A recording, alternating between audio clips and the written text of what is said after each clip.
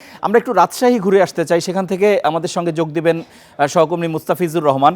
মুস্তাফিজ, একটা বিষয় হচ্ছে রাজশাহী তো বেশ দুই পক্ষেরই জয় পরাজয় আছে। 6টি আসনের মধ্যে 4টি বিএনপি জিতেছে, 2টি জামাতে ইসলামী জিতেছে। যে 2টি জামাতে ইসলামী জিতেছে সেখানেও কিন্তু খুব ক্লোজ মার্জিন ছিল বিএনপির সঙ্গে। তো সব কিছু মিলে ওখানকার যে এই দুই দলের রিয়াকশন কেমন পাচ্ছেন?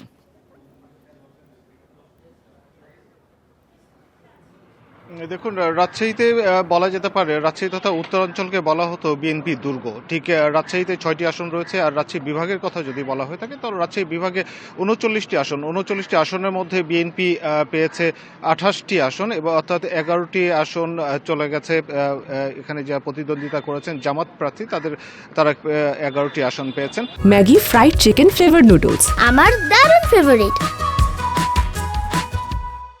আর রাজশাহী, শুধুমাত্র রাজশাহীর কথা যদি বলা হয় থাকে, এই 6টি আসনের মধ্যে 2টি আসন পেয়েছেন জামাত সমর্থিত প্রার্থী, এবং দুটিতেই আপনি ঠিকই বলেছেন, সে দুটিতে বেশ হাড্ডাহাড্ডি লড়াই হয়েছে। ভোটের ব্যবধান ছিল 700, কোথাও সেটি আরও কম। এই রকম ব্যবধানে কিন্তু আমরা দেখেছি যে দুটি রাজশাহী 1 আসন এবং রাজশাহী 4 আসন, এই দুটি আসন জামাত সমর্থিত প্রার্থী তারা জিতে গেছে। এবং এরপরে আমরা হয়তো এখানে দেখেছিলাম ভোটের দিনে দু একটি সহিংসতার মতো ঘটনা ঘটেছে, উত্তপ্ত হয়েছে, দু একটি ভোট কেন্দ্রে উত্তপ্ত হয়েছে। ঠিক এইটি থেকে বোঝা যাচ্ছিল যে হয়তো ভোটের পরবর্তীতে, ভোট গণনার পরবর্তীতে কোনো একটি রিয়াকশন থাকতে পারে, এবং সেটিও ধারণা করা ছিল। তবে আমরা দেখেছিলাম যে পর্যাপ্ত আইনশৃঙ্খলা বাহিনীর সতর্ক অবস্থান ছিল, এবং সেনা টহল ছিল, সেনাবাহিনী সেখানে প্রত্যেকটি কেন্দ্রগুলো যেগুলো স্পর্শকাতর কেন্দ্র ছিল সেগুলোতে কিন্তু আমরা দেখেছি যে সেনাবাহিনীর নিয়মিত টহল ছিল, এবং যেখানে জটলা বাঁধানোর চেষ্টা করেছে সেখানে তারা সেখান থেকে তাদেরকে সরিয়ে দেওয়া হয়েছে, সরিয়ে দিয়েছে সেনাবাহিনী, নেমে গেছে, গাড়ি থেকে নেমে তাদেরকে সরিয়ে দিয়েছে। এই ধরনের দৃশ্য কিন্তু দেখা গেছে। সর্বোপরি বলা যেতে পারে যে সহিংসতা যে শঙ্কা করা হচ্ছিল, যে ফল গণনার পরে এখানে যারা মুস্তাফিজ, আপনাকে একটু থামিয়ে আরেকটা প্রশ্ন করতে চাই।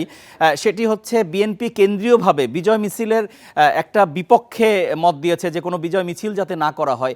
এখন অনেক সময় তো পাড়া মহল্লায় ছোটখাটো মিছিল আমরা দেখি, আপনি কি সেরকম কিছু দেখেছেন নাকি কোনো মিছিল, বিজয় মিছিল করা হয়নি?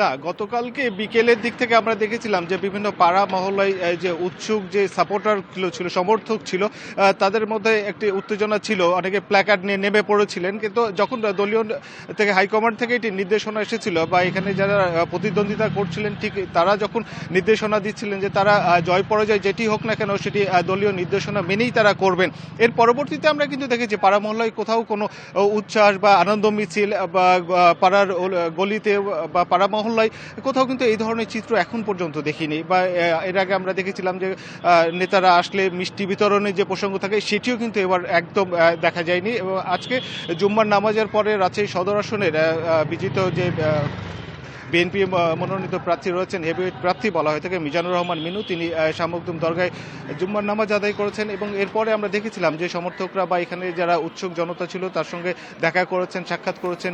মুস্তাফিজুর রহমান, আপনাকে অসংখ্য ধন্যবাদ রাজশাহী থেকে আমাদেরকে আপডেট জানানোর জন্য।